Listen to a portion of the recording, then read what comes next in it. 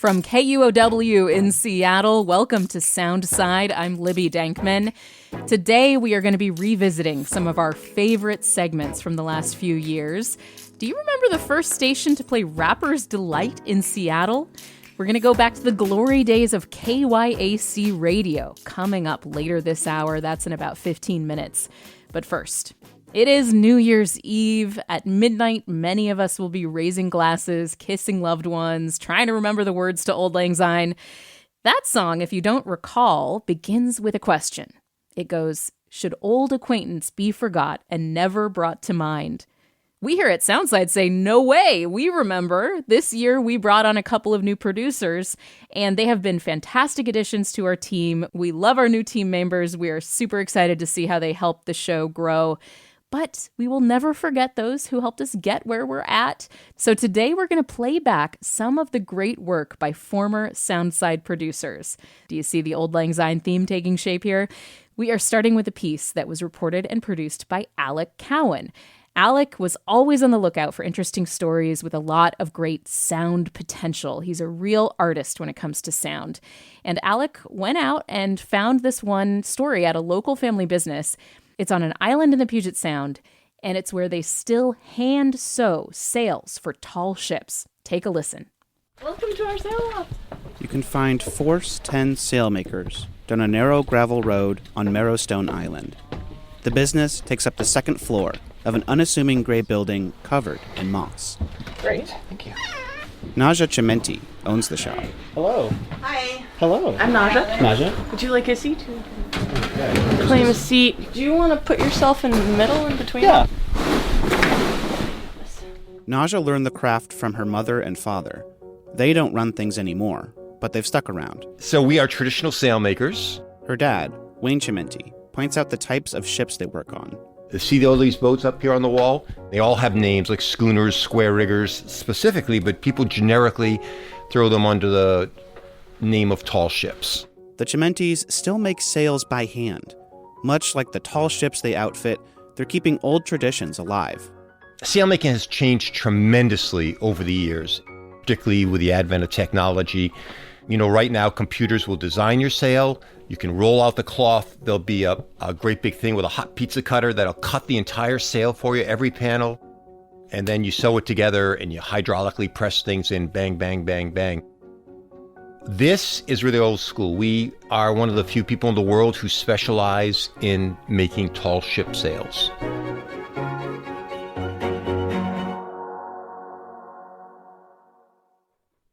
On the walls of the sail loft hang Polaroid pictures from their travels.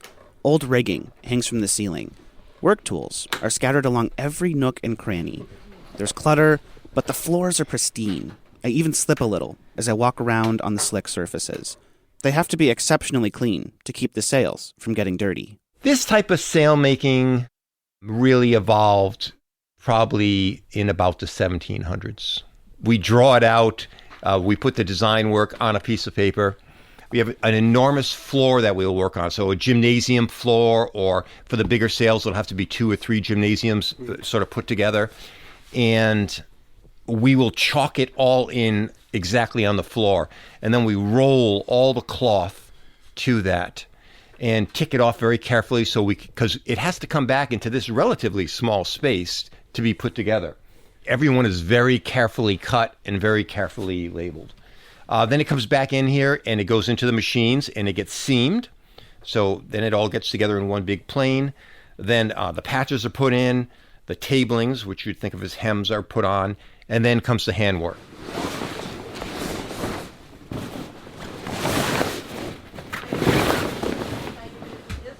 We're working with various weights of cloth here. So each yard weighs 1 pound. And if you can picture a square sole that's 900 square feet, that's a lot of pounds. You know, it's 300 pounds of cloth alone, and then we're adding all of the rope and all the hardware to that as well. So these sails get pretty heavy. For some quick terminology, a square sail is a square sail. A staysail is a triangle sail, which you would put throughout the fore and aft of a ship. A combination of these sails catch the wind and also direct it. I'm just putting two pieces of cloth together and sewing one nice long straight line. And I have to do that over and over again. On a really large sail, some of those seams can be 40, 50 feet long, and there can be 20 of them into a sail, and each seam gets 3 rows of stitching to it. And I've definitely spent days sitting at the sewing machine calculating in my head how many miles of stitching I happen to be doing at that time.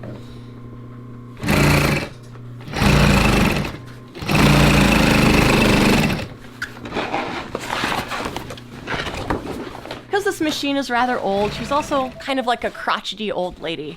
And she, wants to be treated right. And if she's not treated right, she throws a bit of a fit.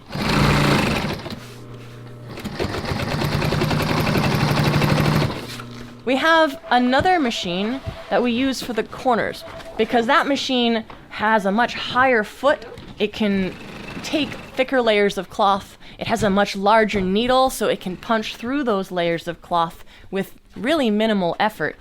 One thing I have to watch out for with that machine is I'm going through so many layers of cloth, the needle will actually get hot. And if I sew too fast, I can melt through the thread with the heat that the needle generates.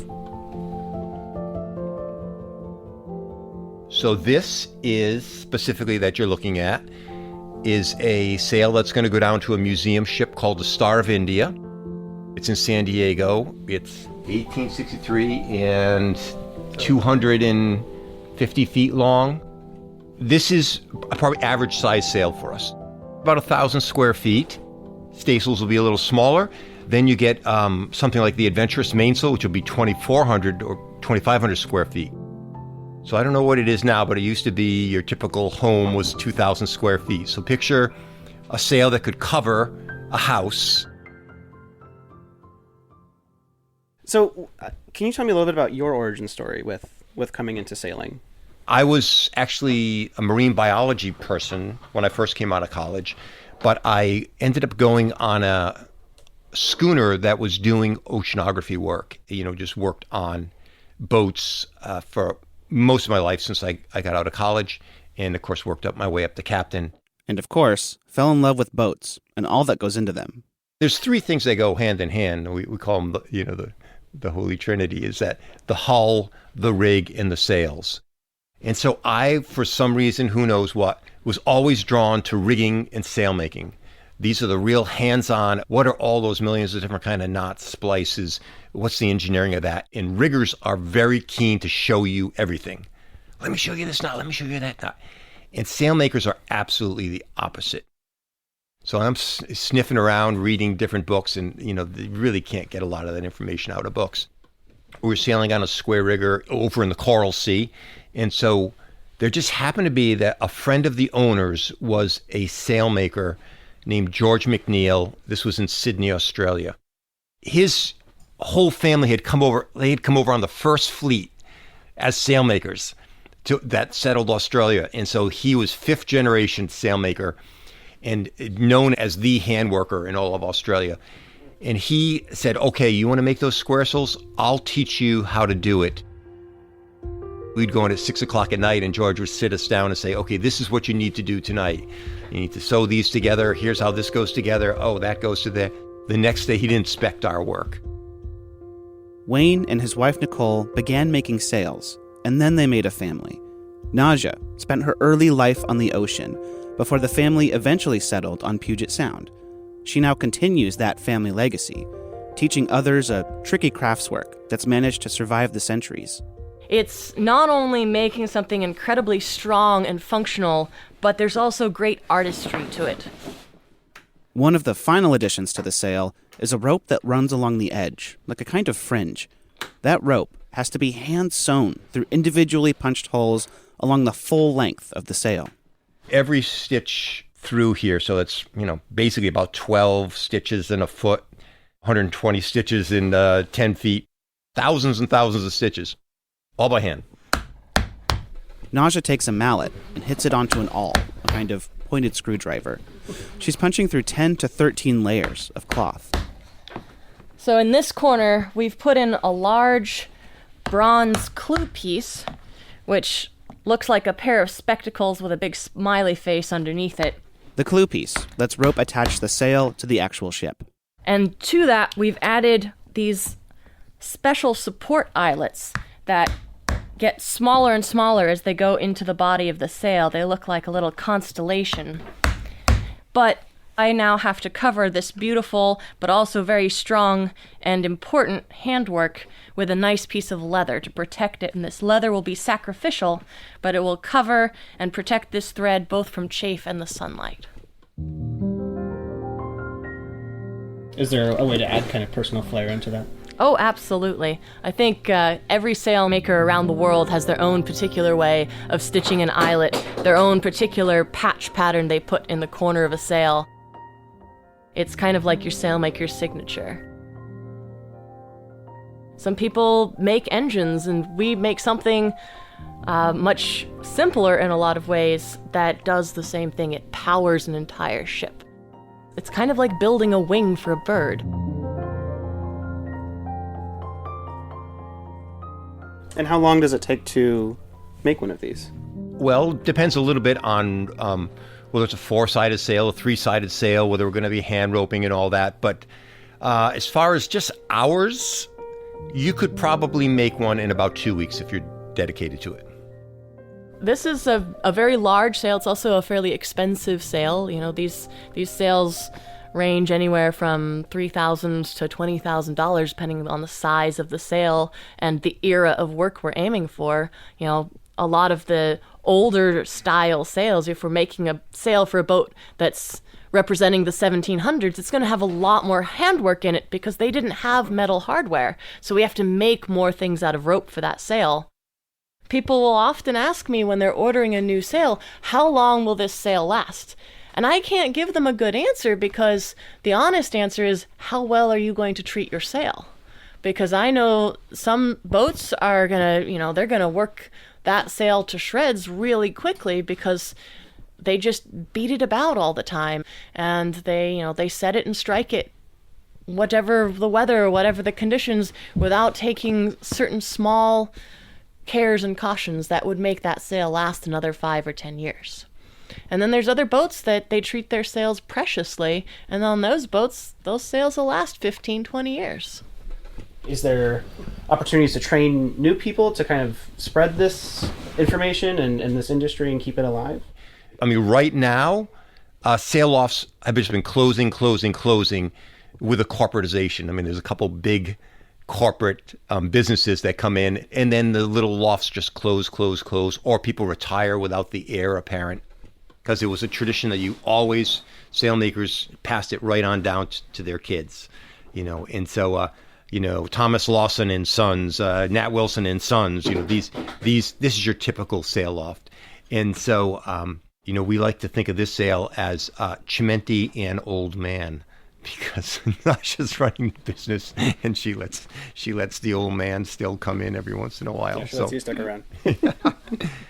After generations of practice, there's something the Chimentis have figured out that even the most experienced sailors might not know. They haven't learned the proper care of that sail. It's just something that came with the boat, and it's something we use every day, and it's something they don't think about. As long as it's not flapping crazy in your face or ripping out, they don't know what a good draft looks like or what a good corner looks like. And so teaching people how to look at the sail and say, oh, you see, that sail was just cut completely flat. They didn't go, oh, that sail's too baggy here. Or, oh, now your sail is old. It's a skill they want to keep alive. That's why they're always open to the idea of taking on apprentices. One of the things about the trades that is tragic right now is trades are just disappearing. I mean, you could try to get your car fixed, anything, right? Plumbers, electricians. And so when people go to retire, thinking ahead of time before they just quit and put it on the market, 5 years ahead of time, they should be thinking about where's that legacy going? Because there's so much to be taught. I mean, not only the business side of it, which is a little bit easier, but the craftsmanship, so that you keep this lineage going so that it just doesn't disappear altogether. In the loft, the family circles around the sail, helping make fittings and passing off tools. They might listen to a cassette of sea shanties or an audiobook of Magellan and Shackleton's seafaring travels. The lights in the loft go out, waiting for the next ship to drift into harbor. That story was produced by former Soundside producer Alec Cowan back in February 2023. You're listening to Soundside and our Auld Lang Syne edition. I'm Libby Dankman. When we come back, we're going to remember the glory days of the first radio station in Seattle to play Rapper's Delight. That's after a quick break here on KUOW. Back with more Soundside, I'm Libby Dankman. Happy New Year's Eve. We are today revisiting some of our favorite segments that were produced by Soundsiders of days past. This next one was made by Lauren Williams, who stepped in earlier this year to help us when we were a little short on staff. Lauren was only with us for a few months, but she made a big contribution to the team, including this gem. Today, there's a Spotify playlist for any genre, mood, or activity that you could ever think of. But in the not-so-distant past, you would have to tune your AM or FM radio until you found a sound you liked. If you wanted to hear soul music in Seattle circa 1970, there was one local station that would never disappoint. It was called KYAC, and it was a true rarity at the time. The station was Black-owned and operated from 1965 to 1981. The small station had an outsized legacy in both our city and the country at large. It was the first station in Seattle to play a rap song, the iconic Rapper's Delight by the Sugar Hill Gang. In fact, it was so beloved that when the station was eventually sold, listeners held a funeral for KYAC. For Black History Month, producer Lauren Williams went back in time to 1970s Seattle, talking to folks about what it was like to work at and listen to KYAC during its heyday. Let's listen in. My name is Vivian Phillips. I am a native of Seattle, and I worked at KYAC. I got my radio television operator's license, and so I was an engineer. I was a promotions person. I was a sales secretary. I learned kind of everything there was to learn. I think it is also worth noting that when I was on air, there were not women on air in the middle of the day. Women were normally relegated to the midnight to 6 a.m. spots. So it'd be like your midnight soul, where you talk like that. And, you're just getting everybody cuddly and cozy. And that was not my thing. I mean, I love it. I listen to it, but that wasn't my thing. I had way more energy. I wanted to be up. I grew up in the Central District, so I grew up with people who looked like me.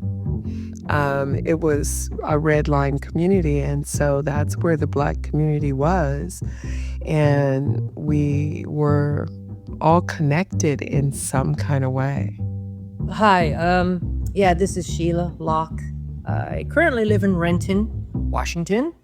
I've been here all my life. I grew up in Seattle on Beacon Hill, went to UW, that whole thing. Today marks almost 45 years of me being a DJ. Growing up in Seattle, we didn't have a lot of radio choices, at least, back then. I grew up listening to the radio from probably about 1970 on. And it was always AM radio. So back then, basically AM radio was the thing. FM radio hadn't become a thing yet. And so there was only 2 or 3 stations you would listen to in Seattle. It would be KJR, KOL. And if you were cool, you listened to KYAC. But KYAC, they just sounded different because they sounded like more of the people I hung around with. So growing up on Beacon Hill, of course, I went to Kimball Elementary, Asa Mercer Junior High, and Franklin High School.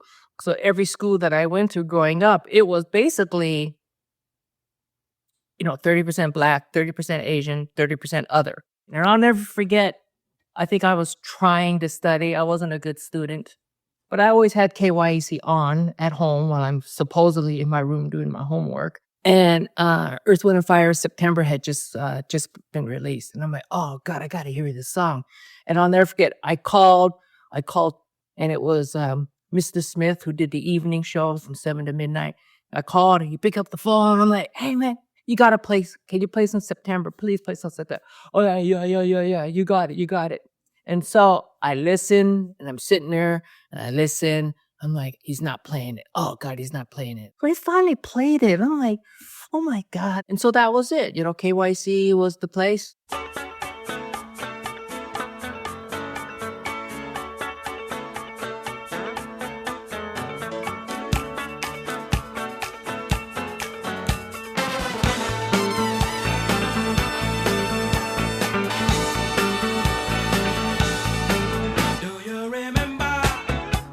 Sundays, you go down to Seward Park in the summertime.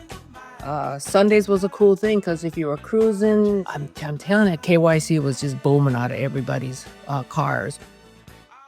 I don't think I ever went and applied for a job.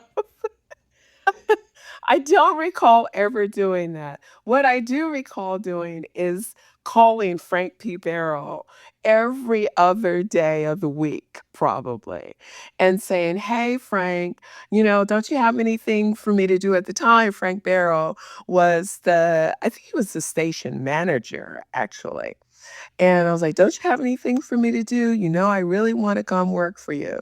And he engaged me and said, okay. And I just made myself, I just was always at the radio station. I was like, hey, I'm here. Here I am. So I ended up doing a lot of different things and learning, I think, every element of radio from, recording advertisements to logging radio commercial spots for DJs to just everything. And this went on for probably, I'm going to say 6 or 7 years before I ever went on the air. So when I graduated from Franklin, back then, you do what every good Asian kid's supposed to do. You go to university. That's what I did. I applied 1 quarter at UW, and that was it. I'm like, oh God, I can't handle this. Because number one, you have to study.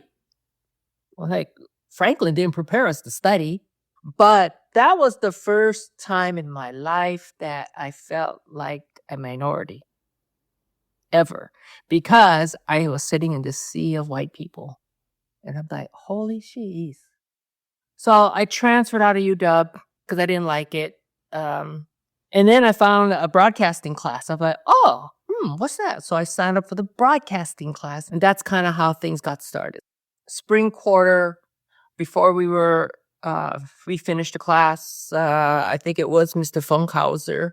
And he wrote up on the board, okay, so this summer, I want you to focus on this. And he wrote internship on the board. I'm like, oh, internship. So go out, see what you can find. If you can get an internship anywhere, and then you come back next fall, share your experience. So I called KYC, I don't know, once, twice. And I actually got Robert L. Scott on the phone. He's everything, he's Mr. Radio to me. My name is Jazz Kaimek, and I'm from Seattle, Washington. I am an arts writer and reporter, and I wrote a story on DJ Robert L. Scott. So Robert L. Scott was a really well-known and respected DJ in the Seattle area. He grew up between Central District and the South End, and he always knew that radio was going to be his life. He was very persistent in his vision to being a DJ, and he went on to be a radio DJ for, I think, over 30 years, so more than half his life. Robert L. Scott was, the first DJ to play a hip-hop record on radio here in Seattle. Rapper's Delight by the Sugar Hill Gang.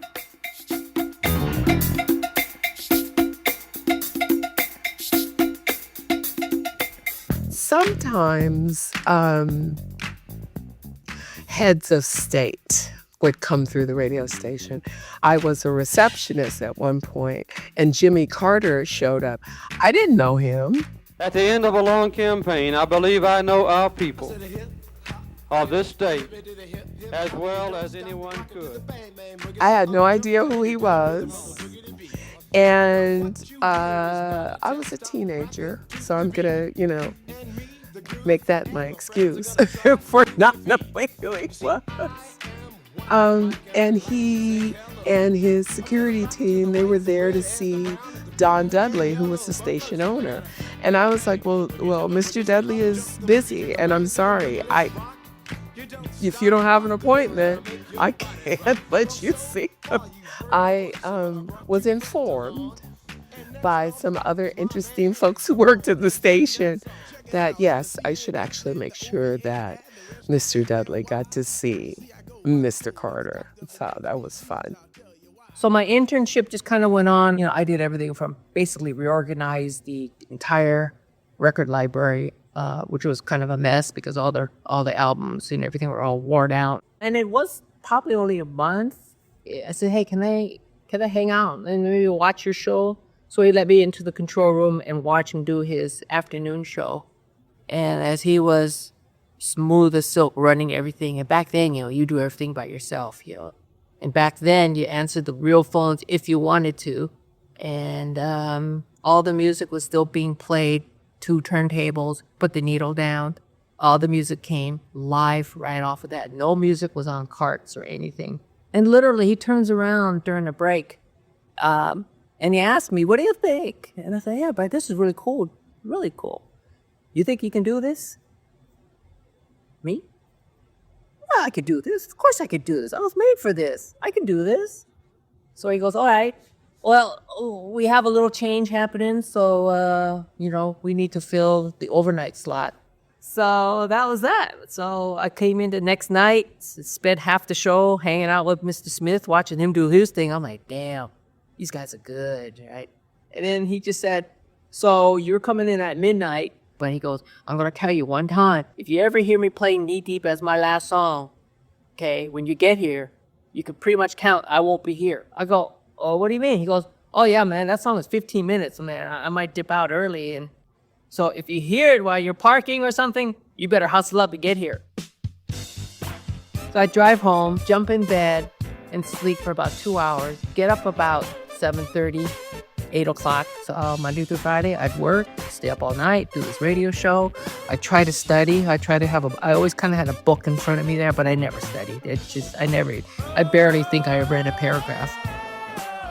When I was finally hired on as a DJ, I was given the midday slot. And the midday programming slot went from 10 a.m. in the morning to 2 in the afternoon. So this was 1977. And I played the music that was popular in 1977 and 78 and 79 and 80. Fortunately, one of the sponsors at the time, who was an advertiser and a sponsor, was Kraft Foods. And the elements of my show that they sponsored was my ability to go out and do my entire show from a Safeway store where Kraft Foods were being sold. So I did my show irregularly at 23rd and Union and also at the Safeway location on Othello out in the South End. And it just made friends. I loved it. Because all of the people got to come and say, I've been wanting to see what you look like. And I'm like, well, I'm sorry to disappoint you, but this is what I look like. I think it was just as spring quarter was starting. That's kind of like, oh, so I finally figured out why I even got the air shift. It's not because of my talent. It's because I was free labor for 60 days because I didn't know, because I was so green and brand new. I wasn't in on the operations and what was happening. The station was heading toward bankruptcy. KYAC was sold due to a lack of revenue. I mean, it was a Black-owned radio station, and your market for advertising is pretty narrow. So it was highly dependent upon Black advertisements. I think it was a matter of Black businesses wanting to diversify their advertising dollars and moving to other more mainstream radio stations. And also, the 60s and 70s in Seattle was a high point for the Black community and for Black businesses. By the time we got to the end of the 70s and the end of the restricted redlining covenants that kept Black people in a particular community, then people started to branch out. You add that to the fact that syndicated radio was on the rise. We got a notice that paychecks, not that I was collecting a paycheck, that was going to be delayed. It went on over a month, and over a month, we still hadn't got that paycheck from a month ago. I got a call from Robert L., and he says, okay, we're walking out. It's like, you don't have to come to work tonight. That's it. And that literally was the last time anybody heard KYC. Now, I don't remember the exact date, but I believe it was end of March 1980, somewhere around there. That was it.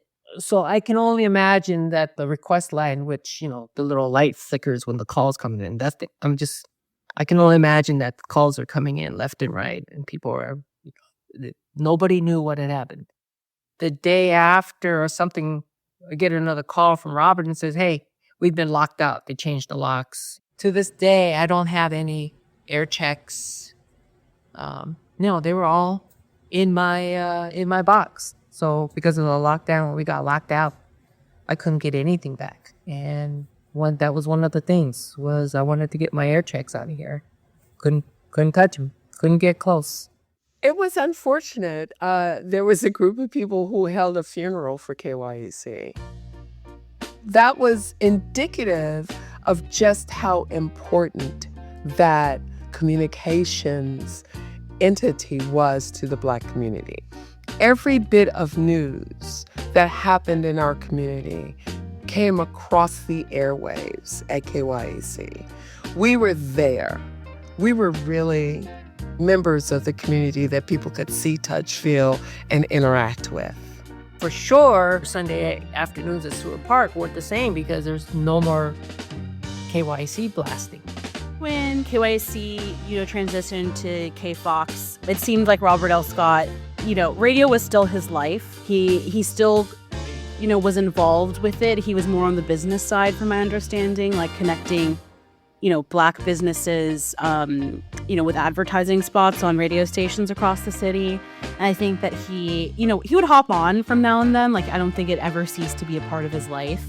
But I think that the loss of, KYAC really, represented a loss to the community, too. I did not work.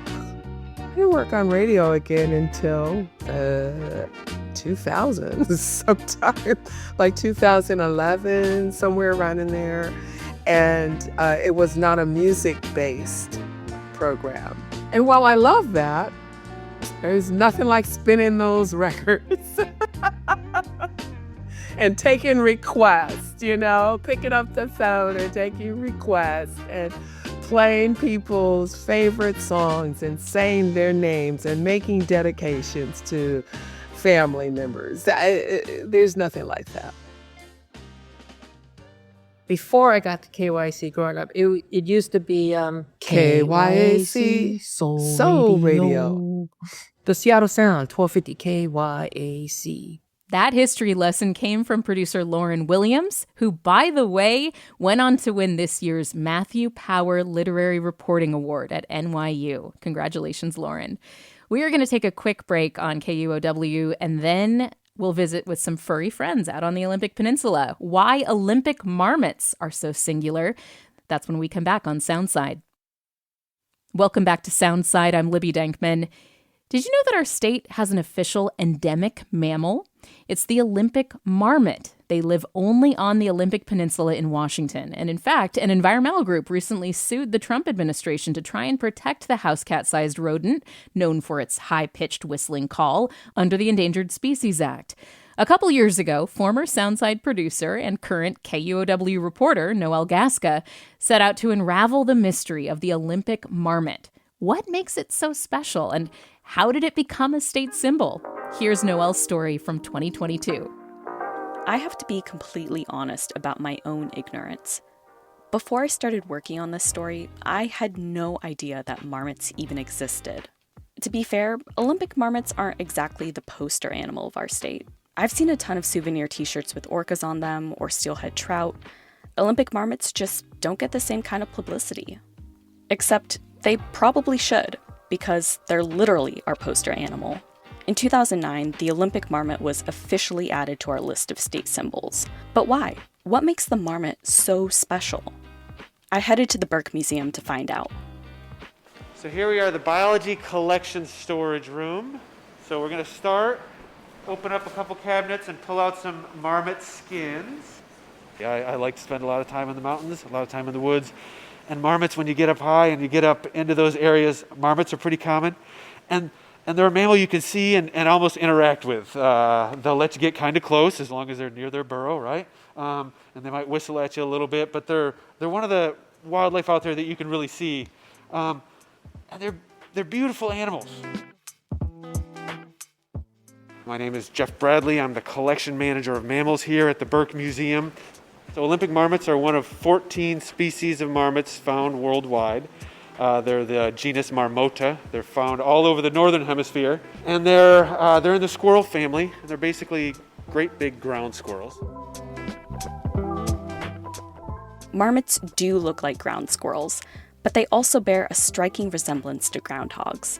They have brown fur, a long bushy tail, and a white muzzle. Their face looks just like a groundhog, with small black beady eyes. And just like the groundhog, marmots also have sharp claws that they use to dig holes and burrows in the meadows they live in. We've got 3 species of marmot here in Washington State.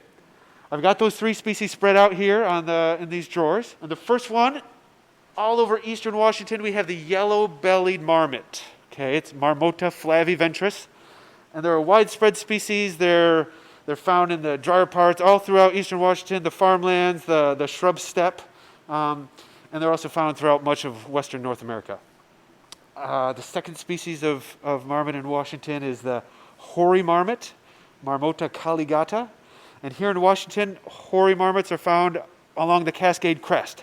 The southern limit of their range is down by Mount Adams. But if you've seen marmots at Mount Rainier, those would be hoary marmots. And they're also widespread. They occur up into BC all the way into Alaska. And then the third species of marmot is right here. We've got the Olympic marmot. And Olympic marmots are found in the high alpine areas or subalpine areas or talus slopes of the Olympic Mountains. And they're found nowhere else in the world. And that's what it means to be endemic. That word endemic, it's really important. You can't go to Idaho or Oregon or Alaska and see Olympic marmots just hanging out in their meadows.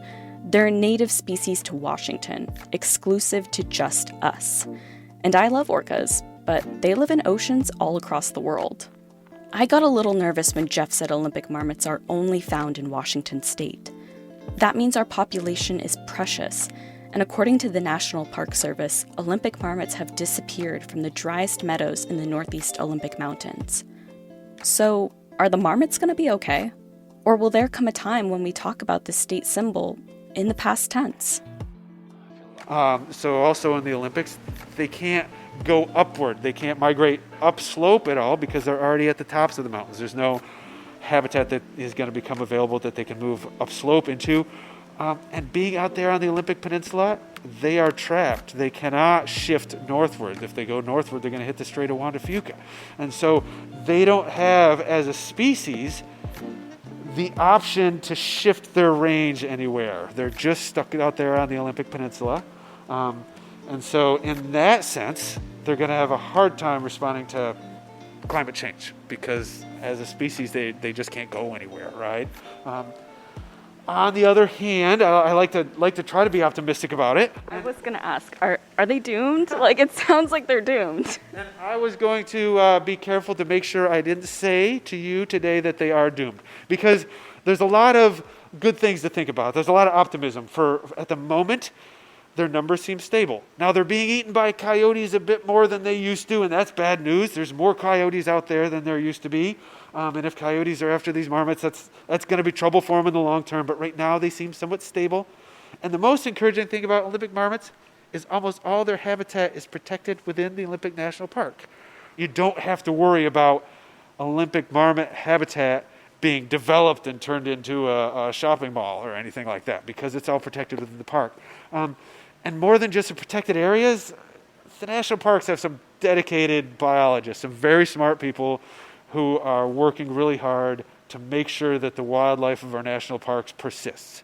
And I trust them. I trust them to find a way to keep the wildlife in these parks that they're in charge of, intact as we proceed into a future of climate change. I still had to wonder, what does making the Olympic marmot a symbol add to our state's identity? For Jeff, marmots represent the natural resources and beauty of Washington. At the risk of encouraging people to go further crowd the parking lot at the trailhead to Marmot Pass or any of the other hikes I love out in Olympic Peninsula, the cool thing about the marmots is you can go see them. You can drive up to Paradise and Mount Rainier and see these hories. You can drive up to Hurricane Ridge and Mount in the Olympic National Park. Can't do it now, but you can do it in the summer. And you can get your own close-up view of these animals, and you can see them for yourself. And you can spend some more time out there in their habitat, and that's got to be good for everyone. Even if there's too many people out there, we're kind of loving it to death, but it's one of the things that I love. I can't blame other people for wanting to do it. And what do they represent? They represent a chunk of endemic wildness to Washington State. The Olympic Mountains are beautiful, and they are a wonderful resource, and people should go spend more time there. And I guess that's what I would like people to take home, is to go spend some time with some marmots. Appreciate them yourself.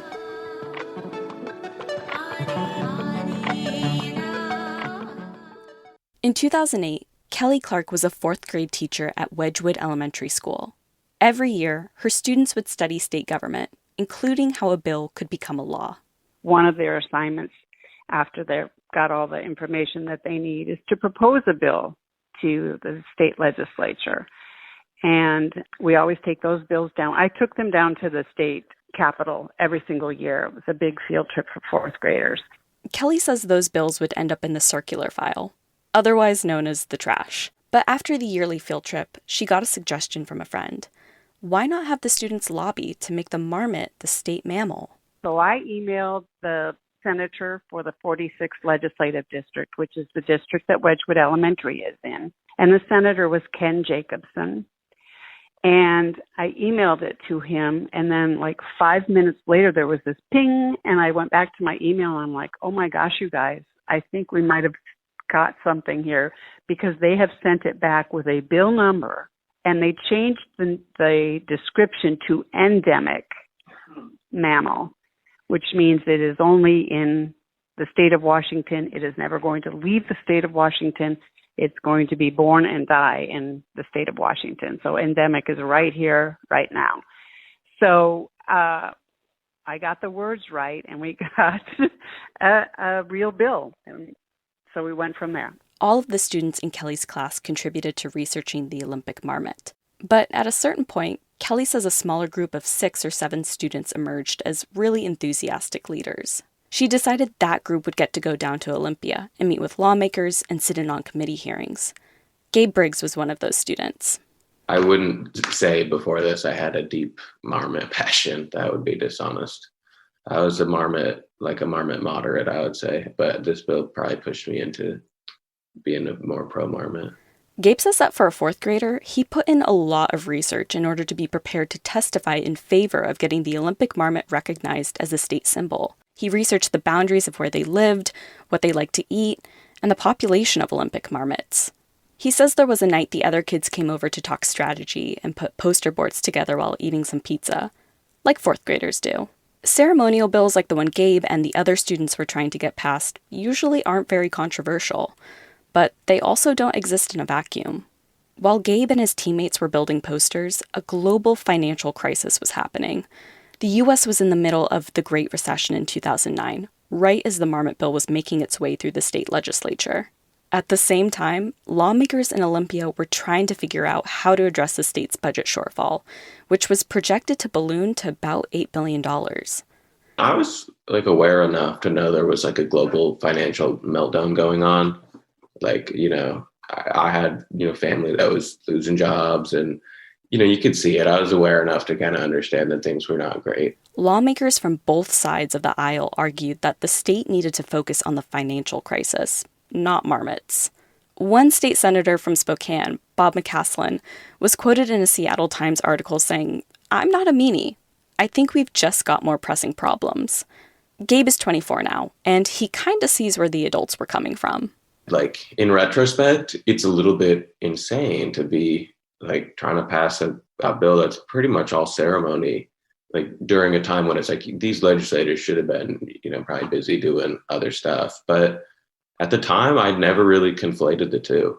I kind of just was they should pass my Marmot bill. And, what else goes on down in Olympia, I don't really know or care to know, but I know my bill's good and they should pass it. The state Senate did pass the Marmot Bill on March 11th, 2009. But in order to become a law, the House had to pass the bill too. Kelly Clark says one person in particular was less than enthusiastic about the piece of legislation, State Representative Frank Chop, who was then the Speaker of the House. The way Kelly remembers it is that Chop was reluctant to bring the bill to the floor for a vote. So during one of the group's trips to Olympia, another representative scooped up the kids and they went to Chop's office. There were a lot of lobbyists waiting to see Frank Chop, and we barged right in and said, "Hey, we want you to put this on the floor." And he listened to them, and he wasn't very interested, and he didn't put it on the floor for a vote. So that's when we started emailing every night.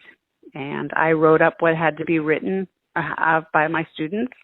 They wrote it down, went home, typed it up, and sent it. And then they just had to push copy-paste every single night. And they did that for probably 20, 30 days until Frank Chop broke down and put it on the floor and it was voted in.